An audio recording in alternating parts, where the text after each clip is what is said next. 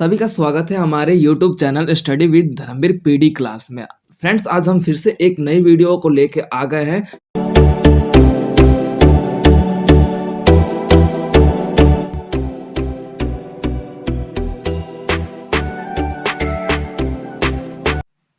ठीक है, तो देखते हैं ये आपका इग्नू का थर्ड ईयर का कोड है BPSC 142। वैश्वीकरण की दुनिया में भारत की विदेश नीति का इसका जो महत्वपूर्ण क्वेश्चन के रूप में आज हम डिस्कशन करेंगे आज अपने क्लास में। तो इसका जो एक क्वेश्चन हमने सेलेक्ट किया है जो कि आपके एग्जाम के लिए बहुत ही most important and valuable question है, तो उसको हम आज डिस्कशन करने वाले हैं। तो हमारा ये क्वेश्चन आता है, क्वेश्चन की बात कर लेते हैं। तो हमारा क्वेश्चन आता है, आरंभिक चरणों में भारत सोवियत संबंधों पर प्रकाश डालिए।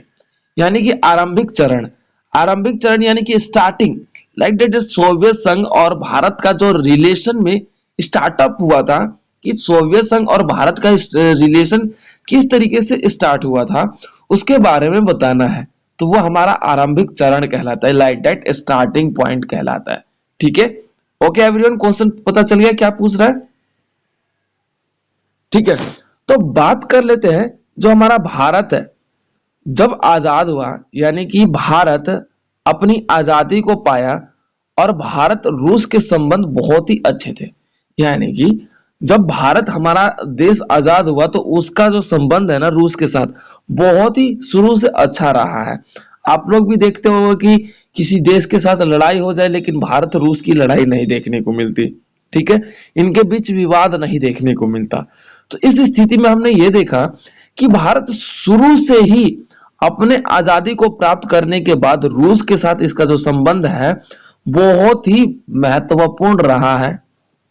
चाहे रणनीति के अनुसार, सैनिक व्यवस्था के अनुसार, आर्थिक व्यवस्था के अनुसार, तथा आपका बोल सकते हो कि जो वेपन्स है, ठीक है, यानी कि बोल सकते हो कि हथियारों के अनुसार भी भारत और रूस का संबंध बहुत ही गहरा पाया गया।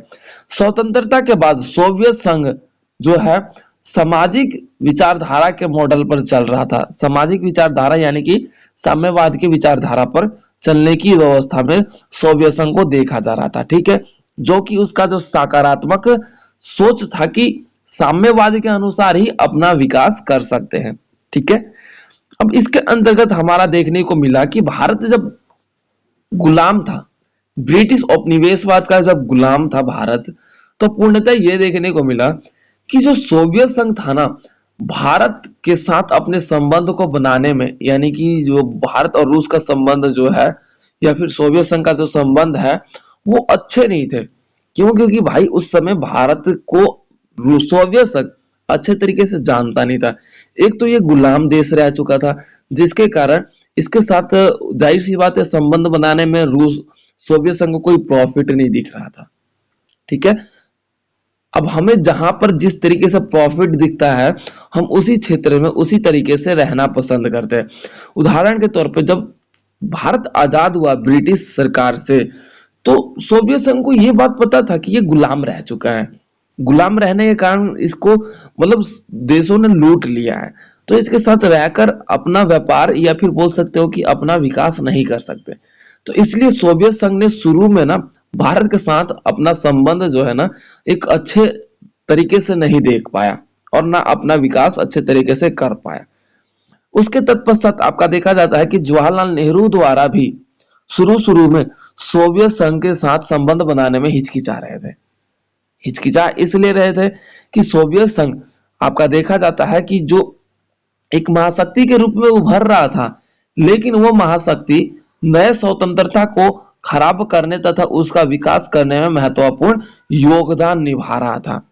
ठीक है, जिसके कारण आपका देखा जाता है पूर्व प्रधानमंत्री जो जवाहरलाल नेहरू है, उन्होंने भी सोवियत संघ के साथ व्यापार करना तथा उनके साथ जो संबंध है वो बेहतर करने में हिचकिचा रहे थे। क्योंकि भाई अब हम किसी के साथ जब रिलेशन बनाते हैं, लाइक दैट हमारा परिवार हो गया या फिर जब हमारा कोई अनजान लोग है तो उनसे हम अपना संबंध बनाते हैं, तो हमारा पहले मन में भय रहता है, डर रहता है। ठीक उसी प्रकार से ये दोनों देशों के प्रधानमंत्री और दोनों देशों के बीच डर की भावना उत्पन्न हो चुकी थी।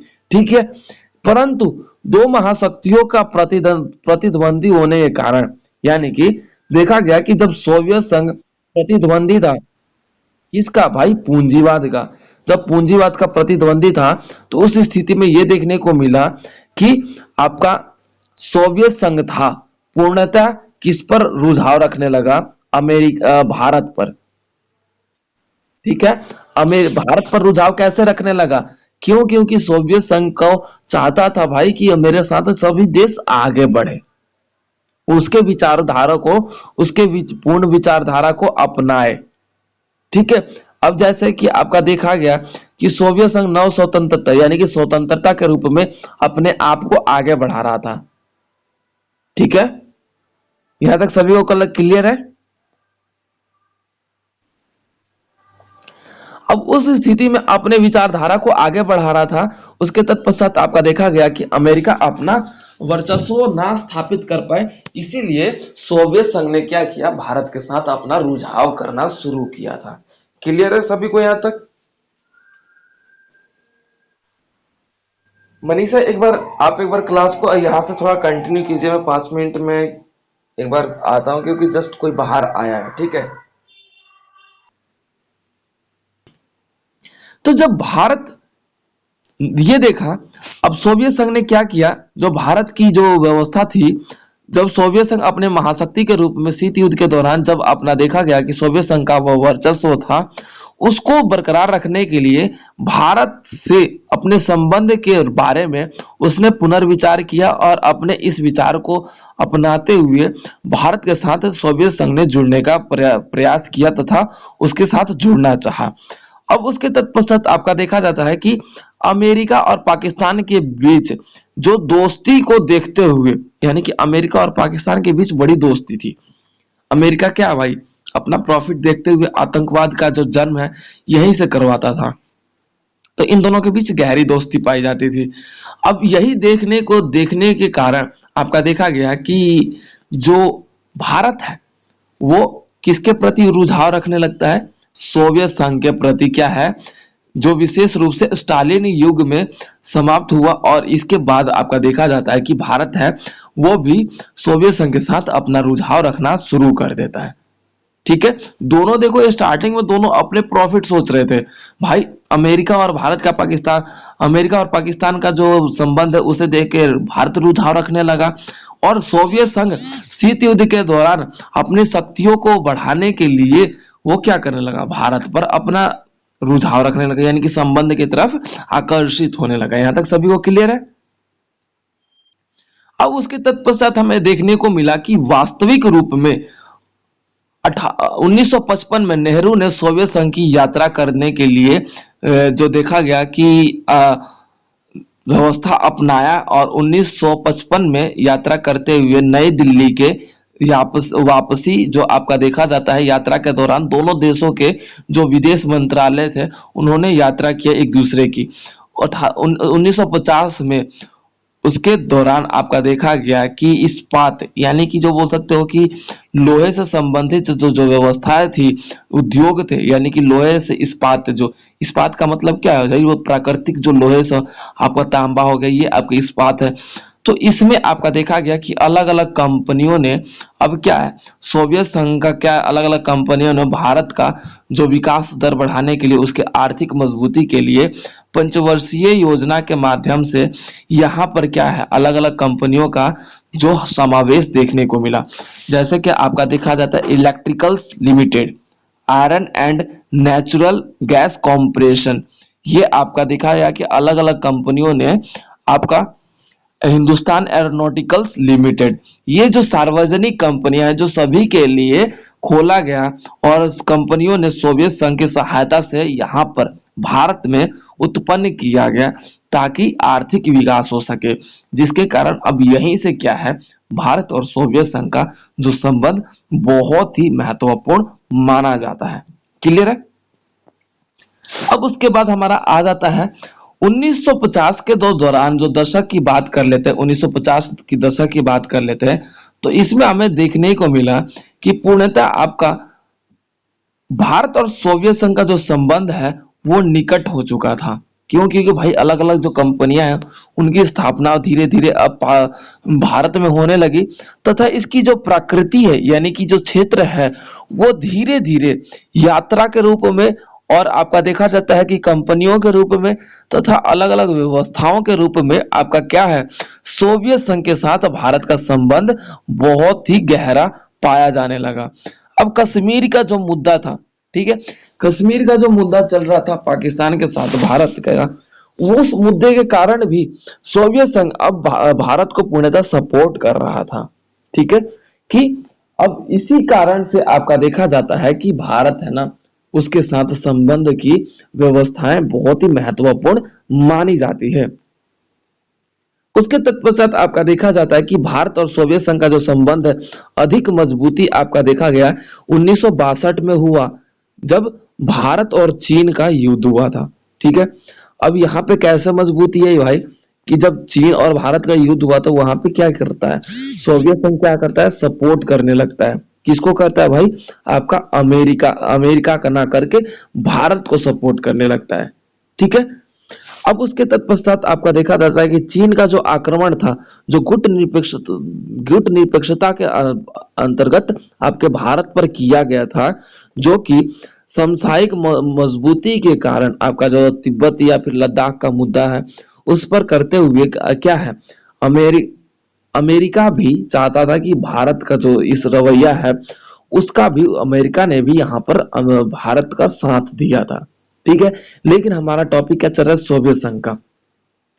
तो सोवियत संघ ने बखूबी आपका देखा जाता है चीन के इस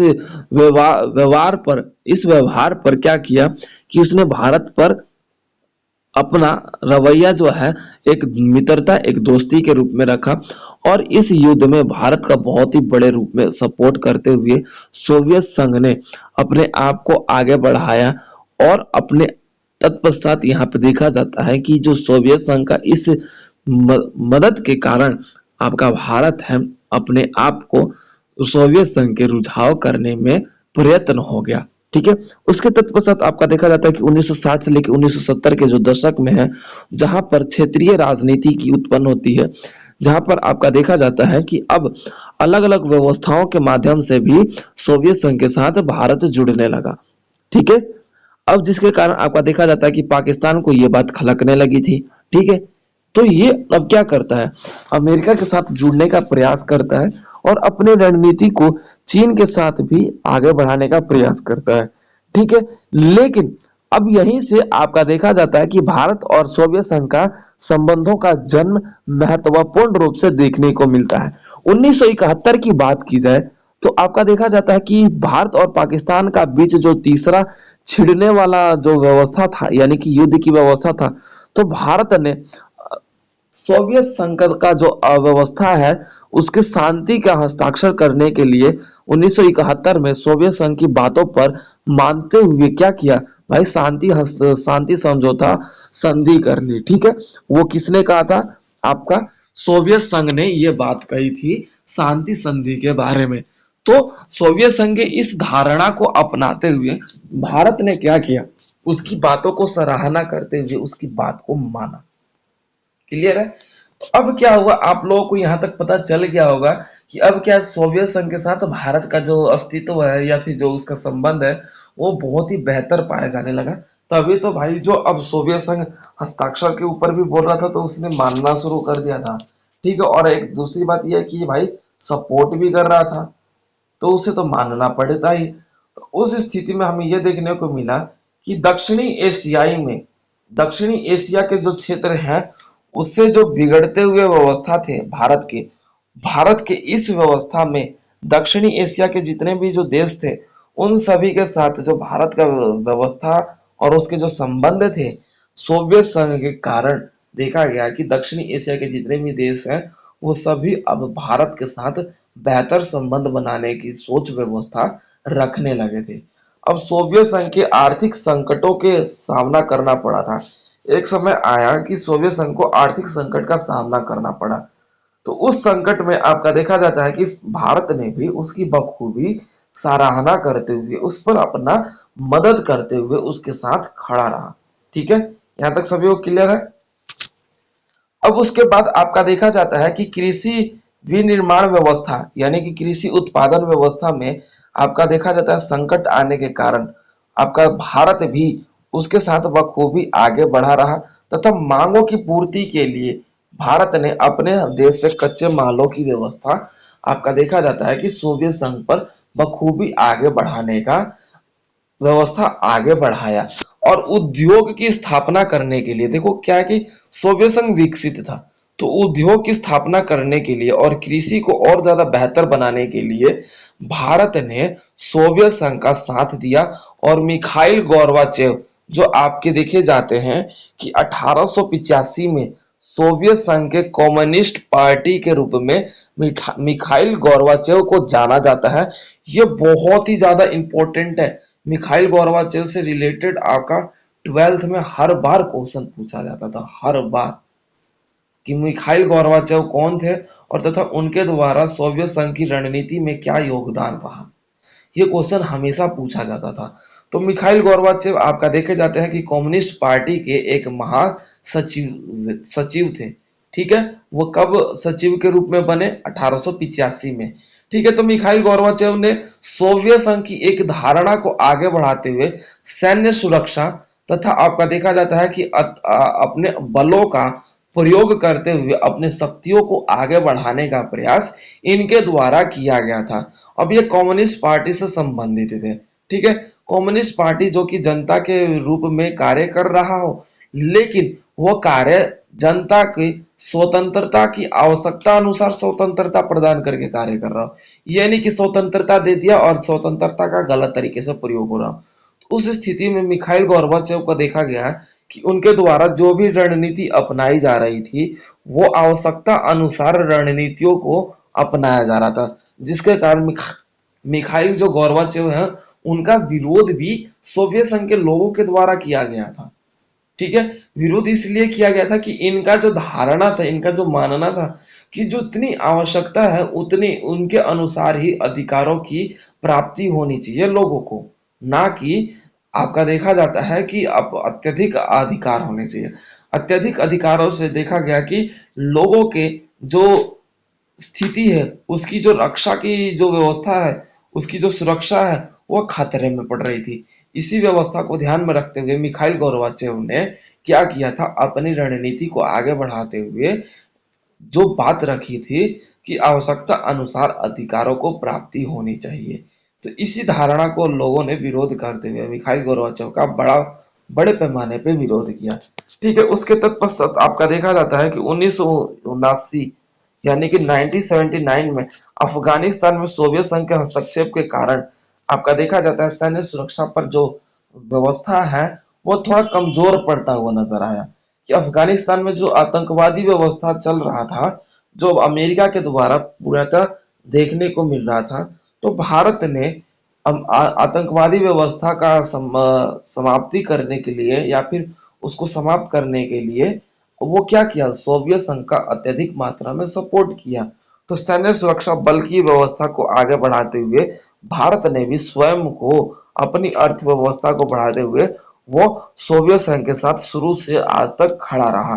तब उसके तत्पश्चात आपका देखा जाता है कि औद्योगिक व्यवस्था में कम्युनिस्ट पार्टी की व्यवस्था की समाप्ति हुई तथा आपका देखा जाता है मिखाइल गोर्बाचेव का अंत हुआ, उसकी स्थापना का, उसकी व्यवस्थाओं का अंत हुआ और मिखाइल गोर्बाचेव के अंत के बाद आपका देखा जाता है कि सोवियत संघ ने बखूबी रूप में अपने आप को विकसित करने के लिए साम्यवादी विचारधारा को आगे बढ़ाते हुए अपने आप को विकसित किया तथा अर्थव्यवस्था में अपना महत्वपूर्ण योगदान देते हुए उन्होंने क्या किया, अपने व्यवस्था में शुरू से भारत के साथ खड़े रहे तथा भारत भी सोवियत संघ के साथ खड़ा रहा। आर्थिक व्यवस्था को मजबूती दिलाने के लिए दोनों एक दूसरे के साथ मैत्रीपूर्ण व्यवस्था के रूप में आगे बढ़ते रहे तथा आपका देखा जाता है कि 1989 में आपका देखा गया कि सोवियत संघ के विघटन का कारण देखने को मिलता है, जिसके कारण अब यहाँ पे स्थिति पैदा होती है कि सोवियत संघ के विघटन के बाद आपका देखा जाता है कि भारत के पास रूस के साथ अपने संबंधों को आगे बढ़ाने के कारण वो अब धीरे धीरे सोवियत संघ के साथ संबंध थे भाई। तो अब जब सोवियत संघ का विघटन हुआ तो आपका देखा जाता है कि अब रूस निकल कर आता है, तो रूस के साथ भी संबंध भारत ने अपना जो रवैया है मैत्रीपूर्ण व्यवस्था के रूप में ही रखा है। तो हमने ये देखा कि जो रूस और भारत के साथ सॉरी आपका देखा जाता है सोवियत संघ और भारत का जो संबंध है महत्वपूर्ण रूप से परिस्थिति रूप में परिवर्तन हुआ, लेकिन दोनों का जो संबंध है मैत्रीपूर्ण और मित्रता से भरपूर रहा, जो कि दोनों ने अपने जो मुसीबत टाइम में इन्होंने दोनों ने एक दूसरे का साथ देते हुए अपने आप को विकसित करने का प्रयास किया। क्लियर है यहाँ तक सभी को? भारत चीन संबंधों में सीमा मुद्दे पर प्रकाश डालिए। ये इंपॉर्टेंट क्वेश्चन है, इसे अच्छे से कर लीजिएगा। ये क्वेश्चन आपका क्या है, वेरी वेरी इंपॉर्टेंट है। ठीक है, तो इसे अच्छे से कर लीजिएगा। तो हमारा क्वेश्चन है भारत चीन संबंधों के मुद्दे पर, जो सीमा के मुद्दे पर है उस पर प्रकाश डालना है, उसके बारे में बताना है कि भारत के साथ जो चीन का मुद्दा रहा है, उसका जो विवाद रहा है किस तरीके से रहा है, उस पर हमें पॉइंट ऑफ व्यू रखना है। ठीक है एवरीवन? तो उसके बाद अब हमारा आ जाता है पॉइंट 20 अक्टूबर। देखा जाता है ये जो समय काल अवधि रहता है 20 अक्टूबर माना जाता है। 20 अक्टूबर 1962 में भारत और चीन के मध्य जो सीमा विवाद रहा है, चीन और भारत के बीच जो ये छोटे सीमा विवाद का परिणाम रहा है, जिसमें आपका देखा जाता है कि भारतीय हस्तक्षेप तथा आपका अमेरिका सॉरी आपका जो चीन है, पूर्णतः इन दोनों के बीच जो मन मन भेद या फिर मन मुटाव की जो भावना है, जिसका देखा जाता है कि आपका 48 किलोमीटर भीतर, यानी कि 48 किलोमीटर भीतर आपका क्या आता है भाई, चीन आ जाता है भारत में।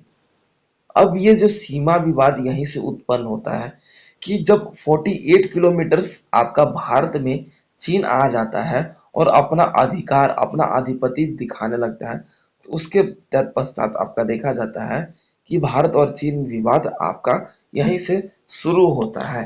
ठीक है, 21 नवंबर 21 नवंबर का समय काल रहता है जो आपका विवाद है, इसे विराम जो देखने को मिलता है कि 21 नवंबर को यह पूर्णतः विराम हो जाता है।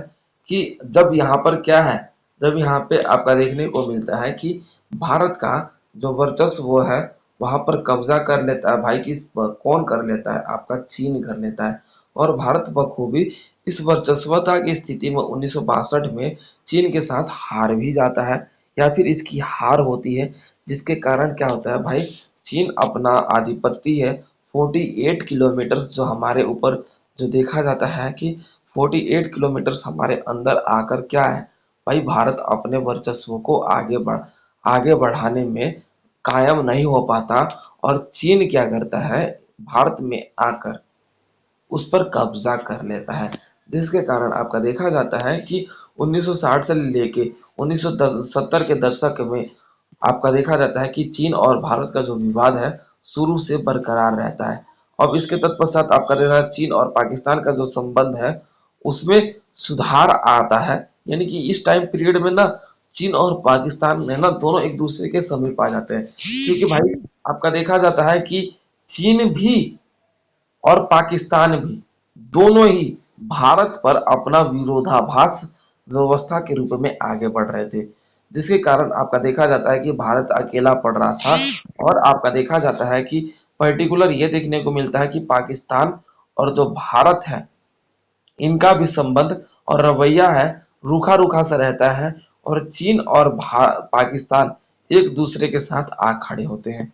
ठीक है, उसके तत्पश्चात आपका देखा जाता है कि 1967 से लेकर 1971 के बीच पीआरसी पीआरसी जो है आपका भारत के द्वारा दावा किया गया एक सीमा विवाद था, यानी कि पीआरसी के माध्यम से भारत ने अपने सीमाओं को ध्यान में रखते हुए आपका देखा गया कि उसने मांग की ये जो चीन था हमारे ऊपर 48 किलोमीटर आगे आकर हमारे देश पर कब्जा किया था, उसको हटाने के लिए, यानी कि उस कब्जे को हटाने के लिए पीआरसी का सहारा लेने का प्रयास किया, लेकिन उसके रूप में देखा गया कि ये भारत भी इस मामले में भी विफल होता है। ठीक है, यहाँ तक सभी को क्लियर है? सोवियत संघ के साथ भारत जुड़कर अपने आप को विकसित करने का प्रयास करता है। तत्पश्चात आपका देखा गया कि 1971 में सोवियत संघ ने आपका देखा जाता है कि भारत के साथ जुड़कर अपनी मित्रता, मैत्रीपूर्ण व्यवस्था तथा इन सभी व्यवस्थाओं के आगे बढ़ाने का प्रयास किया। और 1967 में जो चीन सिक्किम पर हमला कर रहा था और गोलीबारी जो की थी उसने, जिसके कारण 60 भारतीय सैनिकों की मृत्यु हुई थी, तो वो एक इतिहास में ऐसी दुखद घटना के रूप में आपका देखा गया, जो कि भारत आज भी उस दुखद घटना के रूप में आज भी इसे याद करने की स्थिति में आपका देखा जाता है कि दुखदाई पीड़ाओं के रूप में इसे याद करता है। और उस वीर शहीद जवानों को आज भी लोग देखते हैं कि श्रद्धांजलि के रूप में अपने आप की भावना, अपने जो उनके प्रति प्रेम की जो भावना है उसे अर्पण करते हुए आपका देखा जाता है कि भारत आज भी सीमाओं के रूप में चीन के साथ अपना विवाद देखने को मिल रहा है। और भारत अपने सीमा की रक्षा करते हुए अपने आप को विकसित करने का प्रयास करता हुआ नजर आ रहा है। तो ये था आपका पूरा क्वेश्चन, जो भारत चीन के संबंधों के मुद्दे के रूप में महत्वपूर्ण पॉइंट थे, जिसके अंतर्गत भारत के सीमाओं को हथियाने का प्रयास शुरू से आपका देखा जाता है चीन करते आया है। और सैनिकों की अर्थव्यवस्था को समाप्त करने के लिए तथा सैनिकों की शक्ति को समाप्त करने के लिए भारत पर चीन का जो रवैया रहा है, शुरू से आतंकवादी तथा आपका देखा जाता है कि शक्ति के माध्यम से वो अपने रवैये को प्रयोग करते हुए भारत को हथियाने और भारत के सीमाओं को हथियाने का या फिर भारत के क्षेत्रों पर कब्जा करने का प्रयास करता हुआ आया है। ठीक है स्टूडेंट, तो ये थे आपके दो क्वेश्चन, जिसमें हमने पढ़ा एक क्वेश्चन में कि सोवियत संघ ने के साथ आपका देखा जाता है भारत का संबंध कैसा है, और आपका सेकंड क्वेश्चन हमने पढ़ा कि भारत चीन के साथ संबंधों यानी कि सीमाओं के मुद्दे पर क्या व्यवस्था रहा है दोनों का, उन पर हमने चर्चा किया। तो ये दोनों क्वेश्चन आप पे कंप्लीट होते हैं।